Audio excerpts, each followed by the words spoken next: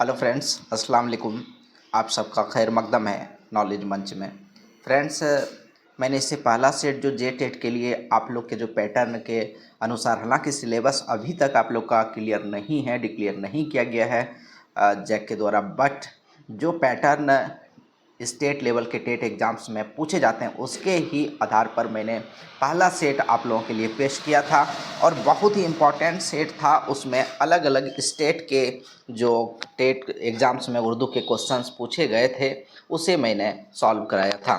तो फ्रेंड्स, आज का जो ये सेट है कि यूपी टीईटी 2016 में जो क्वेश्चंस पूछे गए हैं, और आप जान रहे हैं कि मैक्सिमम जो सभी स्टेट्स के जो उर्दू क्वेश्चंस होते हैं उसका जो पैटर्न होता है वो एक ही होता है। तो ये सेट भी आप लोग के लिए बहुत ही इंपॉर्टेंट है। आप इस वीडियो को पूरा देखें। अगर आप सक्सेस होना चाहते हैं तो आपको मेहनत करनी ही पड़ेगी, और अगर आपको लगे कि ये वीडियो आपके लिए यूजफुल है तो ज़रूर देखें, पूरा वीडियो देखें। तो आइए बिना किसी देरी के शुरू करते हैं आज का ये सेट। तो पहला क्वेश्चन आप लोग के लिए है कि लफ्ज़ उर्दू के क्या माने हैं? जमात हैं, फूल हैं, या खूबसूरत हैं, या लश्कर हैं? उर्दू के क्या माने हैं? आई होप कि मैक्सिमम स्टूडेंट्स ऐसे होंगे जो बिल्कुल आसानी से इसका जवाब दे देंगे। तो लफ्ज़ उर्दू के माने हैं ऑप्शन डी, लश्कर होते हैं। लश्कर के माने होते हैं लफ्ज़ उर्दू के। नेक्स्ट क्वेश्चन है कि फोर्ट विलियम कॉलेज किस शहर में कायम हुआ था? फोर्ट विलियम कॉलेज किस शहर में कायम हुआ था? Aligarh, Agra, Calcutta, Delhi. Fort William college के बारे में भी आप लोगों ने पढ़ा होगा और आसानी से इस क्वेश्चन का भी आंसर आप लोग करने जा रहे हैं। तो फ्रेंड्स, इसका राइट आंसर है कोलकाता में हुआ था फोर्ट विलियम कॉलेज का कयाम। नेक्स्ट है ताज वतन का लाल दरख्शां चला गया नज़्म किसकी मौत से मुतासिर होकर लिखी गई?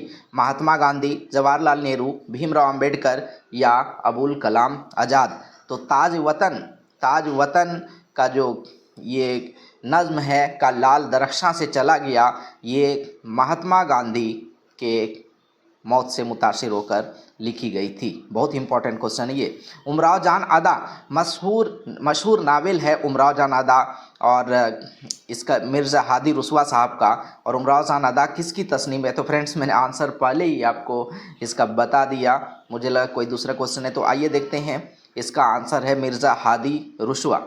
नेक्स्ट क्वेश्चन आप देखेंगे कि मंदरजा झेल को पढ़िए और इसके नीचे दिए गए सवाल का सही जवाब दीजिए। मिर्ज़ा साहब, मैंने वो अंदाज़ तहरीर ईजाद किया है कि मुरासला को मुकालमा बना दिया। हज़ार कोस से बाजुबान कलम बातें किया करो, हिज्र में विसाल की मज़े लिया करो। क्या तुमने मुझसे बात करने की कसम खाई है? इतना तो कहो कि ये क्या बात तुम्हारे जी में आई है। बरसों हो गए कि तुम्हारा ख़त नहीं आया, ना अपनी खैर आफियत लिखी, ना किताबों का ब्यौरा भिजवाया। तो फ्रेंड्स, ये इक़्तिबास किस मकतूब निगार के खतूत से मुंतखब किया गया है? आप लोग अंदाज़ा लगा सकते हैं इसका आंसर क्या होगा। आपके पास ऑप्शन है 4। इसका राइट आंसर आप देखें, इसका राइट आंसर है मिर्ज़ा असदुल्ला खां गालिब साहब के ख़त से लिया गया ये है। उर्दू किस बोली से निकली है? बहुत इंपॉर्टेंट क्वेश्चन है ये, क्वेश्चन नंबर 6। उर्दू किस बोली से निकली है? माघी से, खड़ी बोली से, या भोजपुरी से, या कश्मीरी से? तो उर्दू जो है खड़ी बोली, जो हरियाणा में बोली जाती है, हरियाणवी भी कहा जाता है इस बोली को, तो खड़ी बोली से उर्दू निकली है। बागो बहार कहाँ लिखी गई? कोलकाता में, पटना में, रामपुर में, या मद्रास में? बागो बहार कहाँ लिखी गई? तो बागो बहार आपको बता दूं कि फोर्ट विलियम कॉलेज के अंदर ही इसकी तसनीफ़ की गई है। मीर अमन देहलवी साहब ने लिखी, और ये जो लिखी गई, तहरीर की गई, फोर्ट विलियम कॉलेज कहाँ पर था? कोलकाता में। तो कोलकाता में लिखी गई ये। नेक्स्ट क्वेश्चन, उर्दू का मशहूर नावल मिरातुल उरूस किसने लिखा है? मिरातुल उरूस किसने लिखा है? उर्दू का मशहूर नावल मुंशी प्रेमचंद, राजेंद्र सिंह बेदी। राजेंद्र लिख दिया, गलत है, यहाँ राजेंद्र सिंह बेदी होगा। मौलवी नज़ीर अहमद या असमत चुगताई? सही आंसर आप चूज करें इसमें। मरातुल उरूस ये मौलवी नज़ीर अहमद साहब की तसनीफ़ है। ऑप्शन सी राइट आंसर है इसका। नेक्स्ट अगर आप देखें, क्वेश्चन नंबर 9, हयात जावेद किस मशहूर व मारूफ शख्सियत की सवाने हयात है? हयात जावेद बहुत इंपॉर्टेंट क्वेश्चन है। हयात जावेद ये सर सैयद अहमद ख़ान साहब की हयात पर लिखी गई है। नाजुकी उसके लब की क्या कहिए, पंखुड़ी एक गुलाब की सी है, ये शेर किस मशहूर शायर ने कहा? मिर्ज़ा गालिब ने, मीर तक़ी मीर ने, ख्वाजा मीर दर्द ने या नासिर काज़मी साहब ने? नाजुकी उसके लब की क्या कहिए, पंखुड़ी एक गुलाब की सी है, ये मीर तक़ी मीर साहब के गज़ल से लिया गया शेर है। जे किस ज़बान का खालिस हुरूफ है? अरबी, फ़ारसी, हिंदी या फिर इनमें से कोई नहीं। पिछले सेट में मैंने बताया था गाफ भी फ़ारसी से लिया गया है और ये जे जो है ये भी फ़ारसी ज़बान से लिया गया हर्फ है। नेक्स्ट क्वेश्चन है, गज़ल किस सिन्फ़ सुखन के बतन से पैदा हुई? गज़ल किस सिन्फ़ सुखन के बतन से पैदा हुई, मतलब किससे ये इनकी पैदाइश हुई, कहाँ से ये आई? मसनवी से, कसीदा से या मरसिया से या कलम जदीद से? तो इसका राइट आंसर है गज़ल की जो पैदाइश हुई वो कसीदा से हुई। किससे हुई? कसीदा से। बिल्कुल याद रखेंगे इसको, बहुत इंपॉर्टेंट क्वेश्चन है ये। कसीदा से गज़ल की पैदाइश हुई। और नेक्स्ट है, ऐसे अशार को क्या कहते हैं जिसमें शायर अल्लाह ताला की बड़ाई बयान करता है? मुनक़बत, नात, हम्द या सलाम? ऐसे अशार को क्या कहते हैं जिसमें शायर अल्लाह ताला की बड़ाई बयान करता है? तो अल्लाह ताला की बड़ाई जिसमें बयान की जाए उसको हम्द कहते हैं। उसको क्या कहते हैं? हम्द कहते हैं। अल्लाह ताला की जो बड़ाई बयान की जाती है उसको हम्द कहते हैं। नात कहते हैं हुज़ूर अकरम सल्लल्लाहु अलैहि वसल्लम के बड़ाई में जो बयान किया जाता है उसे।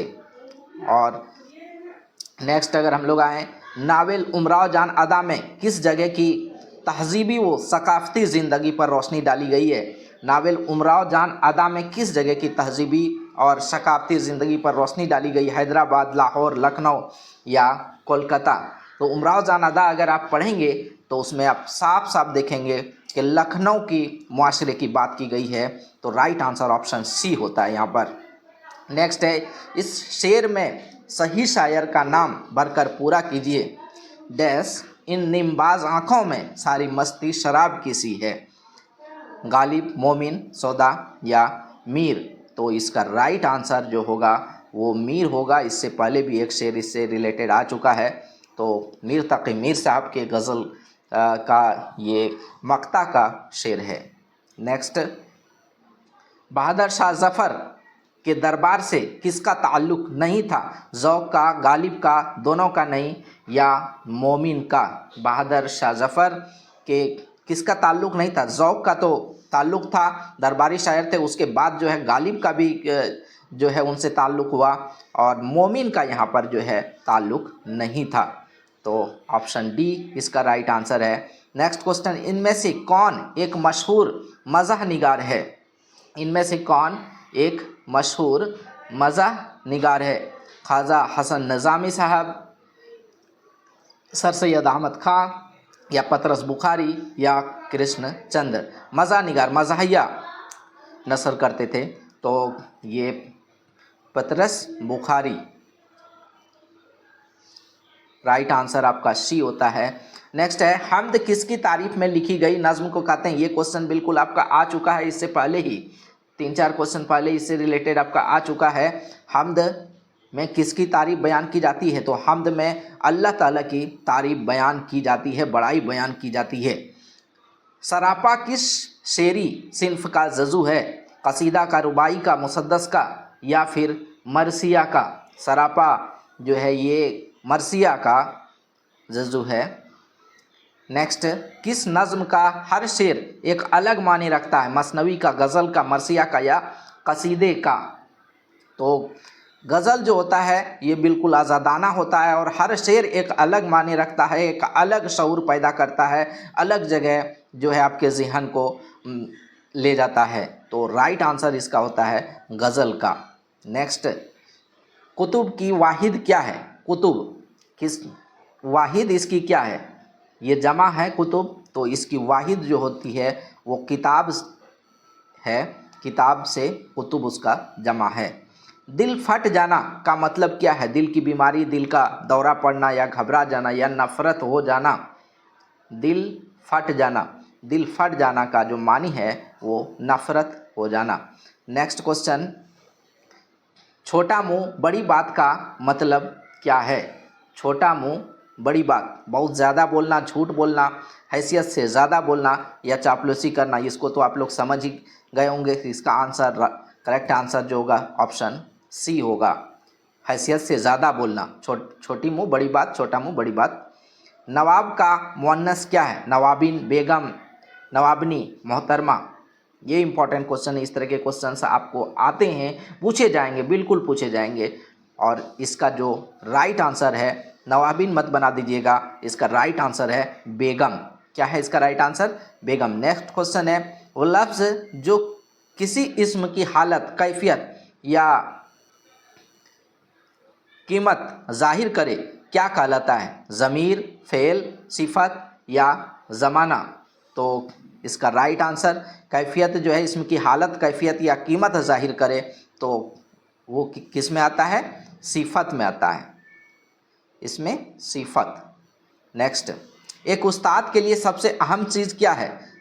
दर्जे में नज़्म व ज़ब्त बनाए रखना, वक्त पर दर्जे में पहुंचना, तालिब इल्म की मुश्किलात को दूर करना, या फिर माहिरने तालीम होना। सबसे बड़ी बात जो, अगर आप दर्जे में क्लास में हैं और बच्चे को पढ़ा रहे हैं तो सबसे बड़ा जो काम है तालिब इल्म की मुश्किलात को दूर करना, उसके साथ क्या परेशानियां उनकी क्यों नहीं समझ में आ रही है, या और भी कई तरह के मसाइल होते हैं स्टूडेंट के साथ, उसको समझना और उसको दूर करना। खामोश खानी है, अल्फाज का ज़ख़ीरा घटता है और तलफ़ुज़ सही होता है, मखरज सही होता है, मौलिम को बार बार टोकना नहीं पड़ता, अल्फाज का ज़ख़ीरा बढ़ता है। तो खामोश खाने से क्या होता है? अल्फाज का ज़ख़ीरा बढ़ता है। ऑप्शन डी इसका राइट आंसर है।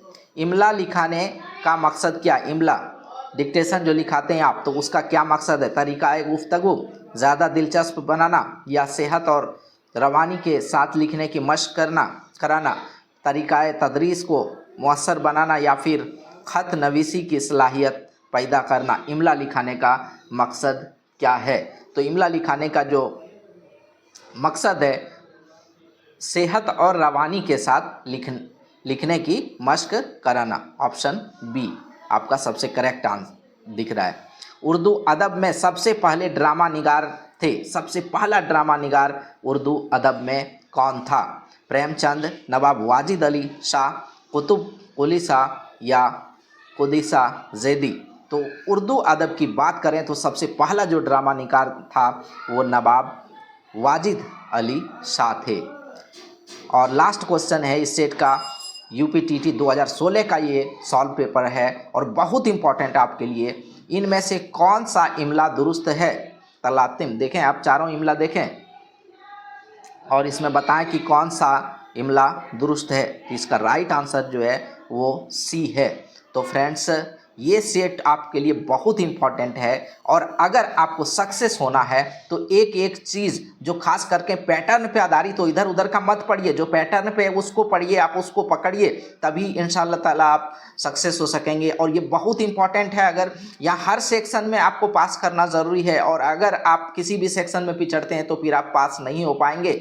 और अगर आप JTET क्वालिफाई कर गए, क्योंकि देखा जाए तो उर्दू में भी काफ़ी दिक्कतें आती है स्टूडेंट्स को, और हर सेट, हर खंड में आपको पास करना ज़रूरी है, और किसी भी पार्ट में अगर आप पास नहीं करते हैं तो फेल हो जाएंगे। तो ये सेट आप लोग के इसी चीज़ को मद्देनज़र रखते हुए आप लोगों के सामने पेश किया गया है। और जो भी JTET अगर क्वालिफाई कर गए तो जो नेक्स्ट वैकेंसी है 24,000 प्लस का, 24,000 प्लस का, उसमें लगभग जो है आप यकीन मानिए कि आपकी सीट पक्की हो जाएगी, क्योंकि बहुत कम स्टूडेंट हैं जो पास होने जा रहे हैं इस बार। तो फ्रेंड्स, आई होप कि बहुत यूज़फुल रहेगा। तो नेक्स्ट वीडियो में फिर मिलते हैं। सी यू अगेन। अल्लाह हाफिज़।